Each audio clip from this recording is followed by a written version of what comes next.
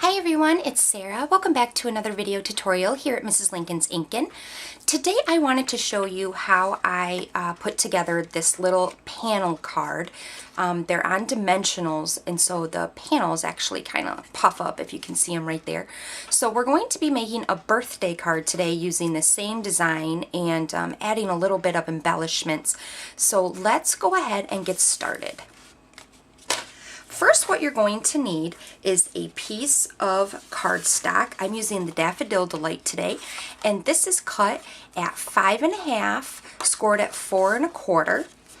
Then we're going to be using a piece of Gingham Garden Designer Series paper, and this is cut just 1/16 shorter than the Daffodil Delight, so it gives us that nice Daffodil Delight border right around the Gingham Garden. And then we're going to need 3 panels today, and these panels are in the Melon Mambo, and these are cut at 2.5 by 1.5, and you're going to need 3 of those. So the first thing that we're going to do is I'm going to grab my white organza ribbon here, and we're going to put a bow around our Gingham Garden here. So the way that I like to do my bows is I unravel it from the spool, leaving it on the spool though, and I'm going to put it underneath my DSP here, and then I'm going to go ahead and tie my bow.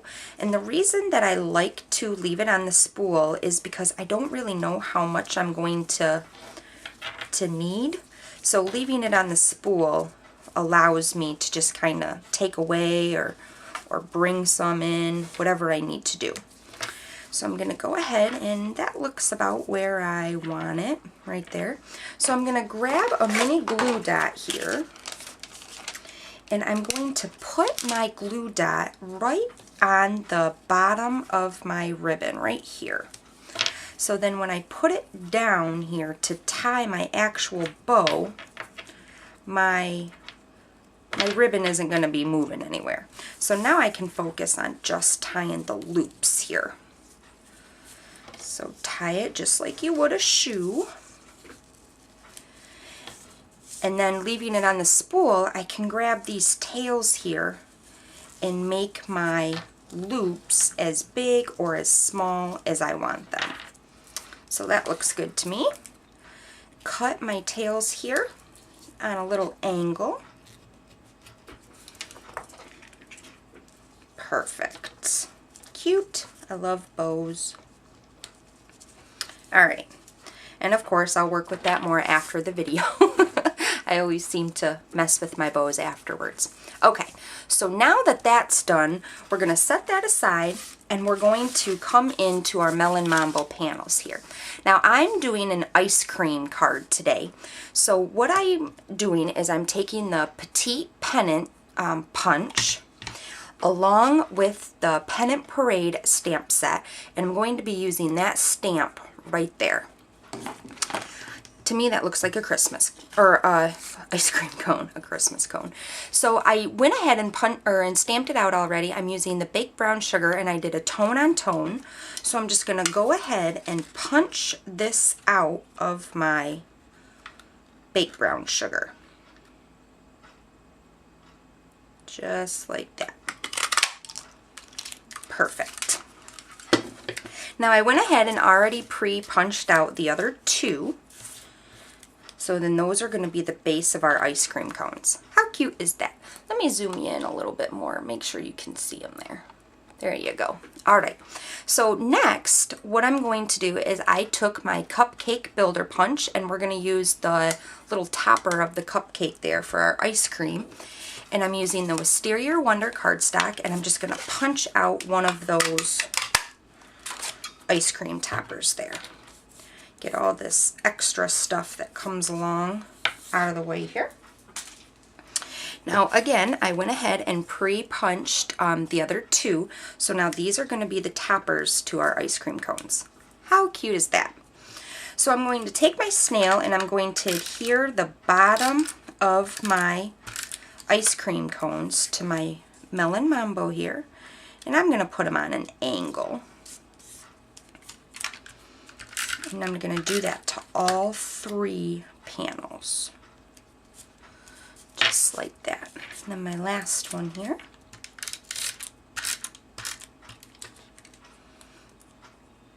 There we go.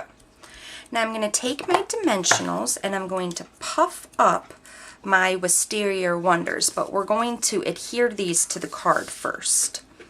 So I'm going to come back to the base of my card in my gingham garden here, and then I'm just going to put adhesive on the back of it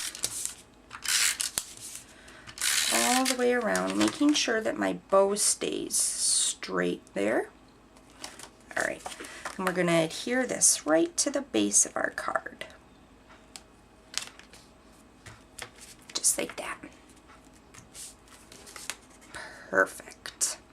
So now I'm going to take my Melon Mambo that have my ice cream cone bottoms on them, and I'm going to put adhesive on the back of those. And I'm just going to place these right here. It's nice using this pink gingham garden too, because it's got the lines on it, so you can make sure that you're even. Because if you're like me, being even, it's not always an easy task. So then I'm going to put that one right there, and then my third one.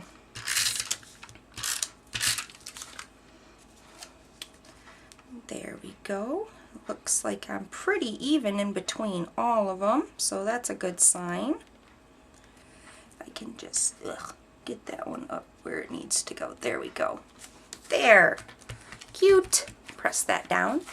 Now coming back to my dimensionals and my Wisteria Wonder, I'm going to put a dimensional on each of these little ice creams. This punch is so versatile. You could use it as ice cream cones, obviously a cupcake. You could use it as clouds. You can use it for all different sorts of things. And then I'm just going to put my little ice cream right there on top.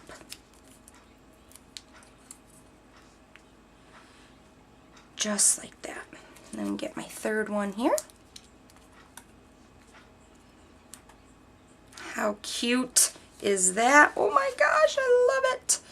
Now for my greeting, what I did was I used the, if I can find my greeting here, there it is.